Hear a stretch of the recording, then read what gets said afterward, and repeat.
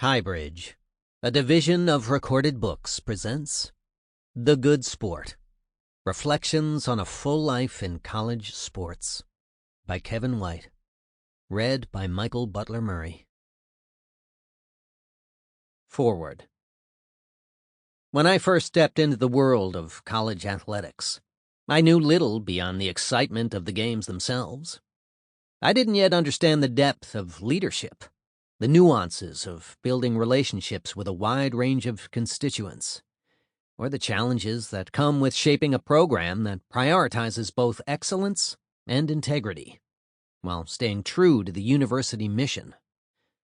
But I was fortunate, very fortunate, to have a mentor who embodied what it means to be the good sport. This book is more than just a collection of stories. It is a testament to the life's work of someone who not only led by example, but took the time to pass on hard-earned lessons to those of us lucky enough to follow in his footsteps. I'm proud to say that many of the reflections in this book mirror the lessons I've learned directly from Dr. Kevin White. The world of college athletics is a unique arena where the passions of student athletes and countless constituents, the pursuit of excellence, and the complexities of leadership intersect. For those who have spent their lives dedicated to this dynamic field, the lessons learned extend far beyond the playing field and locker rooms. In this captivating book, legendary athletic director Kevin White takes us on an amazing journey through personal experiences, challenges, and triumphs that shaped his career in education and sports. This is a playbook showcasing the enduring values that define success in athletics and, more importantly, in life.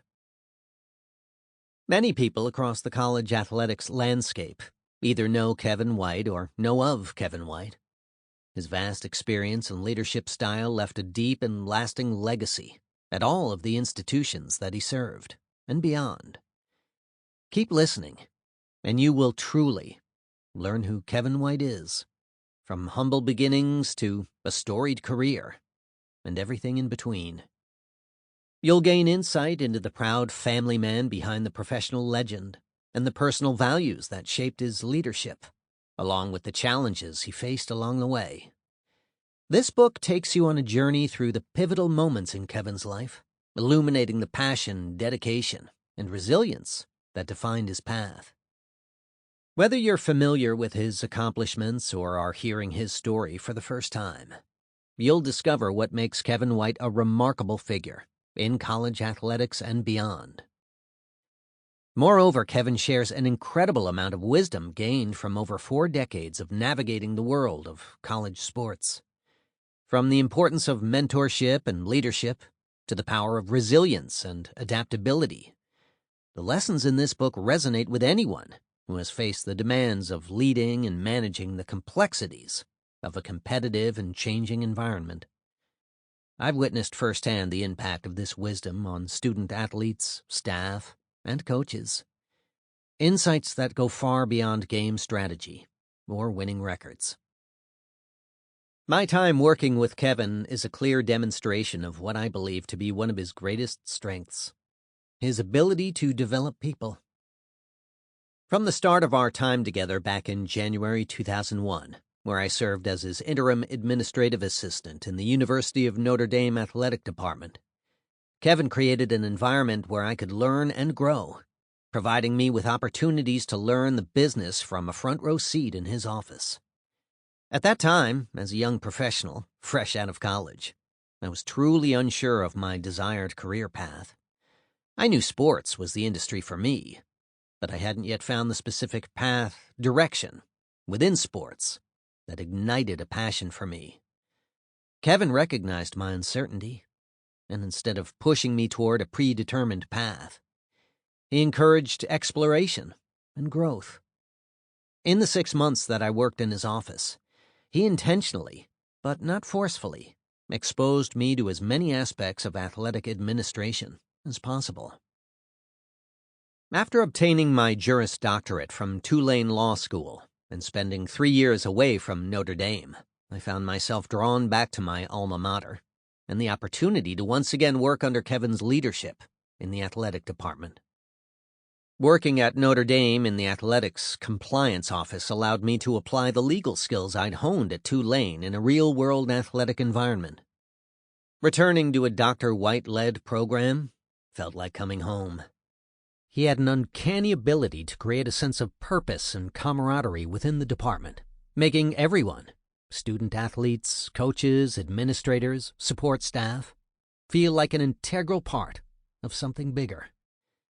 Kevin had a way of blending high expectations with genuine support, pushing those around him to excel, while ensuring they never felt alone in their pursuit of excellence.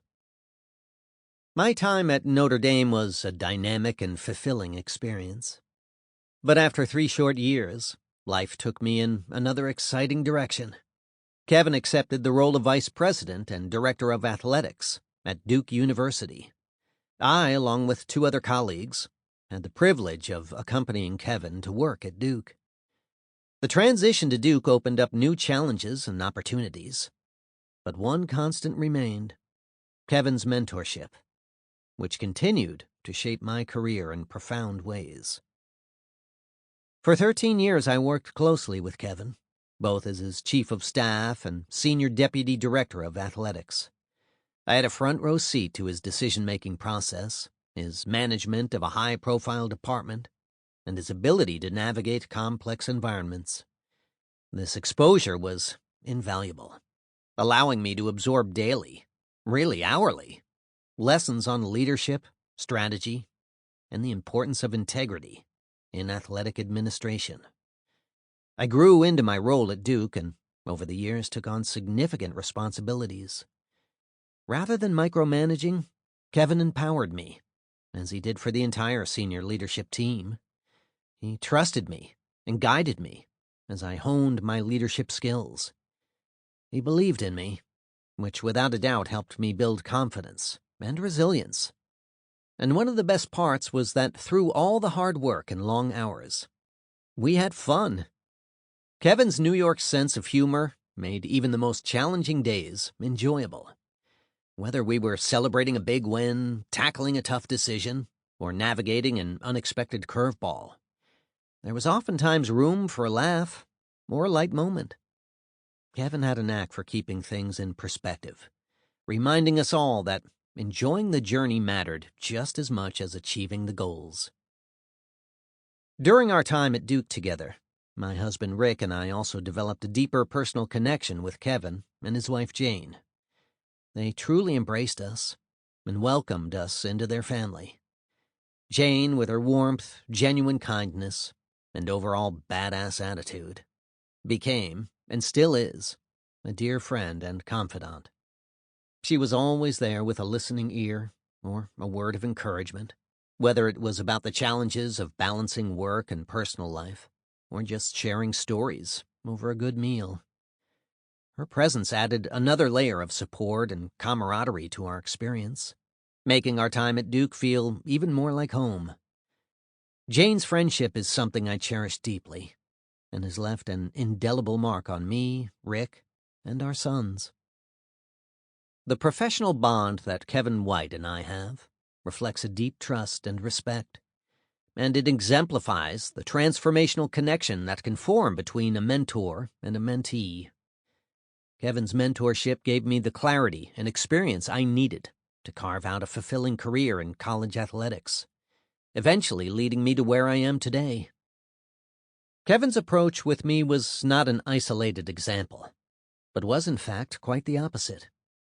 I am one of many who have benefited from Kevin White's overall leadership philosophy. Throughout his career, he focused on building up those around him, creating a legacy of successful leaders, administrators, and coaches who thrived under his mentorship. He has a remarkable talent for recognizing potential and fostering it into success. College athletics is an arena where success is earned through relentless effort, and the most valuable lessons are often forged in the face of adversity. Every victory, setback, and challenge shapes not just the outcomes on the field, but the character and resilience of those involved. Yet, as Kevin reminds us, it is also a world filled with opportunities to make a lasting impact on the lives of individuals. The reflections in this book offer a window into the profound influence that coaches, administrators, and mentors can have in shaping the character and futures of people under their guidance. As you immerse yourself in this book, I hope you find inspiration not only in the stories, but also in the enduring principles that define a life well lived in college athletics. I hope you are inspired to embrace these lessons in your own leadership journey. May this book guide you in becoming not just a good leader, but a great one. A leader who exemplifies the very best of what it means to be a good sport. To me, this book is not just a guide for those in the world of college athletics. It's a blueprint for how to lead with heart, how to face challenges with integrity, and how to inspire others to be their best. I hope that as you listen to it, you'll feel the same sense of gratitude and admiration that I do for Dr. Kevin White, a man whose impact extends far beyond this book, for he truly is the godfather of college athletics. With deep appreciation and respect, Nina King, Vice President and Director of Athletics, Adjunct Professor of Business Administration, Duke University. Introduction. The best way to predict the future is to create it. Peter Drucker. Mandalay Bay Resort, Las Vegas, June 2022. Sitting at a banquet table, covered in a heavy, oversized white tablecloth, on an elevated stage with two colleagues, Jennifer Heppel and Alan Green, we looked like the head table at a typical wedding reception. Yet the overall atmosphere was infused with thoughts of divorce from the institution of collegiate athletics as we knew it. Jennifer, Alan, and I were invited to speak in a panel discussion at the annual National Association of Collegiate Directors of Athletics, NACDA, convention, which represents over 21,000 members, to discuss the grave issues facing college sports in America. This session was in one of the larger ballrooms, and it was jam-packed, standing room only. Tom Navala, a director for Huron Consulting Group, presided at the podium and asked us a series of pointed questions. Huron is a management consulting firm that focuses on providing third-party review, expert opinions, and business operations strategies, plans to colleges and universities, which now includes the collegiate athletics space as well. They currently represent some 400 colleges and universities and guide them through potential solutions to issues around higher education. In full disclosure, I now work for them as a senior advisor. 1 year prior to the NACDA conference, in June of 2021, individual states had already begun rolling out potential NIL, name, image, and likeness, legislation piecemeal, most of which was unsurprisingly permissive, without any forethought or understanding of how it might affect the collegiate athletics system. Meanwhile, the NCAA was pushing to pass all-encompassing legislation that included guardrails meant to limit the effect of NIL benefits on the recruiting process, such as direct payments from boosters to student-athletes, etc. Although it was not widely agreed upon across member institutions, the pressure was on to come up with something that would create a level playing field for both institutions and student-athletes throughout the entire country. When we were unable to make that happen, individual institutions were forced to write their own rules based on whatever laws their home states enacted.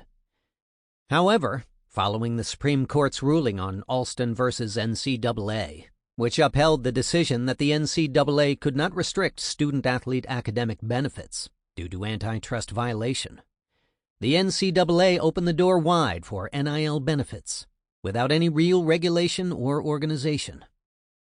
Changes were slow-moving that first year. But by the summer of 2022, as institutions started to observe the impacts of the Supreme Court's ruling, it was all anyone could talk about. As Tom indicated that it was my turn to answer the big question looming over the room, I sat up in my chair with all the freedom of a newly retired player. Speaking from the heart, I ranted on in front of over 500 athletic directors and NCAA staffers regarding how we might save our beloved enterprise from itself. The chaos of college athletics had gone from untenable to toxic. Accordingly, I gave a rather candid assessment of what was at stake if we did not move to regulate it, and fast. I had publicly blasted the concept of NIL, name, image, and likeness, early on, predicting many pejorative outcomes. And yet here we were, stuck with it, and scrambling to problem solve. In short, my commentary was a bold declaration of our collective failure as stewards of one of the most legendary organizations in America. And yes, I include myself in that failure 100%. We, all the ADs, commissioners, and select others in the room, are responsible for this train wreck. The NCAA is an association of 1,100 members who dictate what happens. It took a community to make this mess. For years, we had been like the Titanic heading straight into the iceberg. We all saw it coming, yet refused to change course. Now we were living with the consequences of a pay-for-play model, which is a far cry from where we'd been historically. Add to that the transfer portal, which allows players to move freely from school to school, based purely on financial gain at the whims of NIL benefactors. And we were facing what I believe to be the beginning of the end of intercollegiate athletics. Needless to say, the crowd's reactions to my eulogy were mixed. Some thought I went too dark. Yet, I am in daily conversations with those in power to fix it. And at this point, we are all in this together. There are approximately 500,000 active student-athletes representing 1,100 NCAA institutions, and they all want the same thing, a more contemporary financial model for athletes. The enhanced visibility of athletes across television, social media, etc., has encouraged fans to become more tribal than ever before. And of course, this has proven to be an invaluable asset for the broader higher education community. More than 3,000 colleges and universities in America utilize athletics to enhance their position within their well-defined market. Unfortunately, the traditional over 100-year-old model, wherein college athletics is a validating partner within higher education, is currently at risk. There exists a competing interest to further commercialize and/or monetize this enormous dimension of institutional advancement. Thus, this has become an impassioned battle between education and entertainment, a battle in which student-athletes stand to lose the most. In my professional opinion, it is morally and ethically irresponsible to promise the parents of an 18 to 22-year-old kid that you are going to nurture and guide their most precious gift, if you are really just looking at your team roster as a list of game pieces on a Monopoly board. College athletes are still just young men and women, each navigating their own pathway of personal development, which includes building character, intellect, leadership qualities, loyalty, etc. However, if we continue down this road of every man and/or woman for themselves, will all of our most talented athletes miss out on the significant intellectual and emotional growth that can only be fostered within the complete student-athlete experience? And will they not be afforded the opportunity to be guided through adversity by well-intentioned and invested coaches and mentors, instead of just jumping into the portal? Will they never learn what it is to be selfless, to play and win for their teammates in their school? Those are life lessons that should continue to resonate for the rest of their lives. making them better human beings and future leaders in society. Does anyone actually believe that these young kids are ready to forego all of the above and just wing it as adults who manage themselves? Yes, we are part of the entertainment business, and there is great opportunity for all parties to benefit financially. But we must not allow that profit to override our primary responsibilities as educators, coaches, and mentors. By not having strict rules and regulations in place when NIL rolled out, we have damaged the student-athlete experience for many young men and women. Marion Hotel, Dublin, July 2022. A month later, more than 20 former colleagues and close friends surprised Jane and me in Ireland to help us celebrate our retirement from 47 years of teaching, coaching, and athletics administration. They knew we were in Dublin for our 50th wedding anniversary, and that our kids and grandkids would be arriving the following week. These incomparable men and women had survived in the trenches with us at athletic departments across America throughout the past 4 decades, serving at Loras College, University of Maine, Tulane University, Arizona State University, University of Notre Dame, and Duke University. We had a hell of a party with some much-needed crack on none other than the greatest island on earth. Within college athletics, beyond resource acquisition, we also find ourselves in the leadership acquisition and development business, a reality that we must acknowledge and openly embrace. Well over 30 of my former staffers have become directors of athletics, conference commissioners, and/or pinnacle leaders in just about every dimension of the greater collegiate athletics landscape. To be sure, at the risk of sounding slightly arrogant, our cohort has majored in integrity, transparency, doing the right thing when nobody is watching, treating others the way you'd want to be treated, and being authentic as hell. Moreover, we have placed a serious premium on my great friend, General Martin Dempsey's motto, "Make it matter." However, the dialogue in Dublin was also fueled by enormous concern, as depicted in Las Vegas. Since then, I have been engaged in daily communication with most of the leaders within the industry, if not participating on respective podcasts or providing Zoom talks around the dramatic changes facing college athletics, mostly concerning the unsustainable financial hemorrhaging, pay-for-play, NIL model.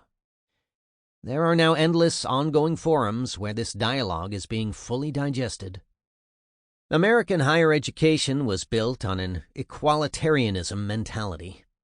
Freshman composition pays for metaphysics, not unlike football and men's basketball, supply the resources for all other Olympic sports.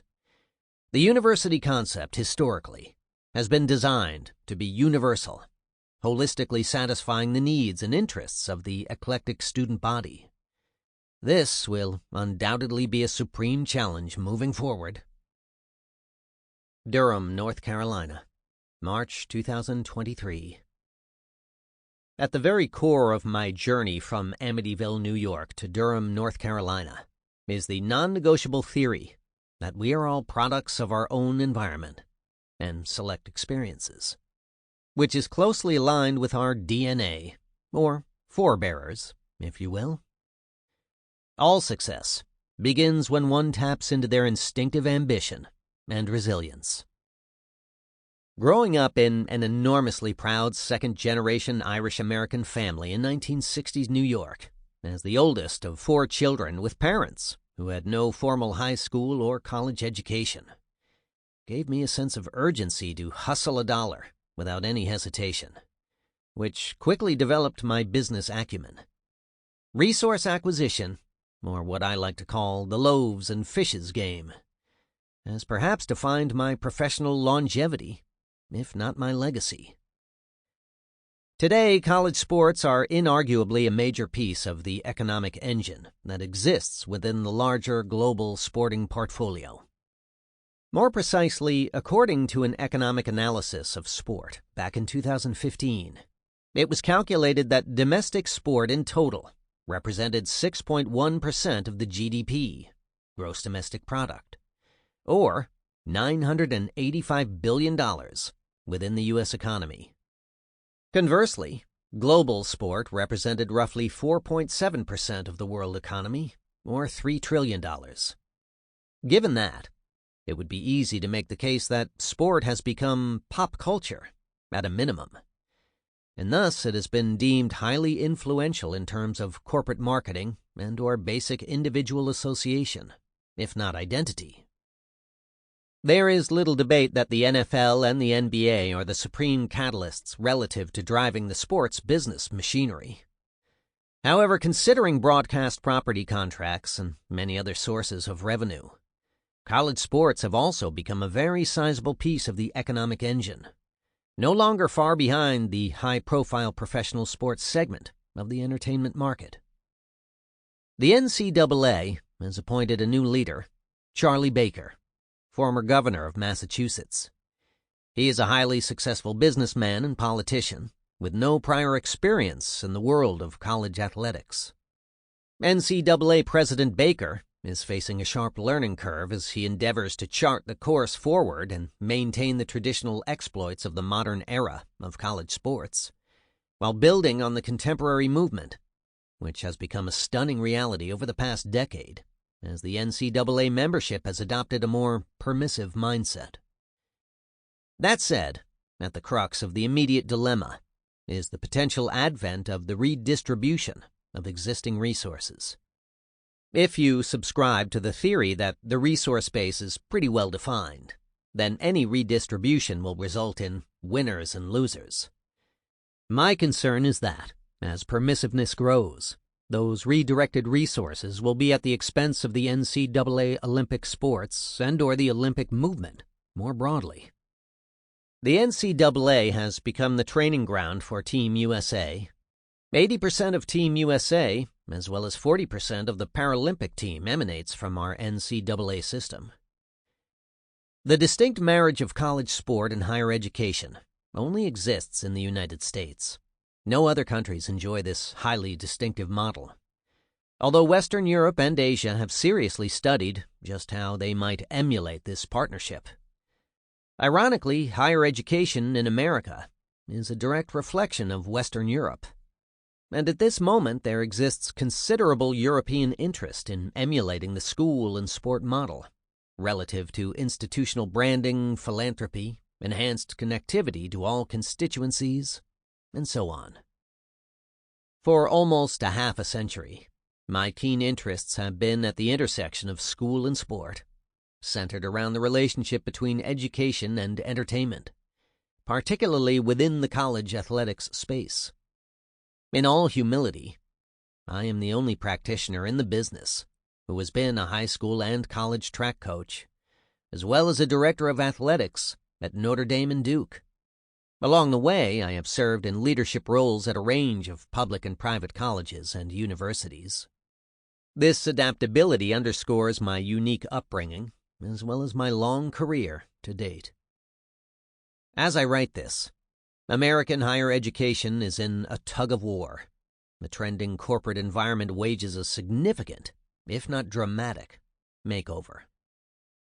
Given the targeted challenges of the day, this unfiltered manuscript allows the listener to become more familiar with the politicization of college sport, which is inarguably the most political element within higher education, and to understand the dynamics surrounding college athletics administration at a terribly chaotic moment in its glorious history.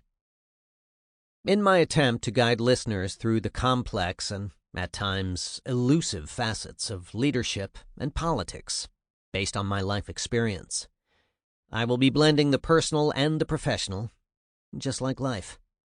The plan is to take the listener behind the curtain to provide earnest insight relative to the ringmaster, to provide backstage access to the circus across a spectrum of institutions, and to offer some crystal ball analysis relative to the future realities of the greater enterprise moving forward. My sincere hope is to not only unveil the inner workings of athletics administration and coaching, but to negate the idea that the only roadmap... Sample complete. Ready to continue?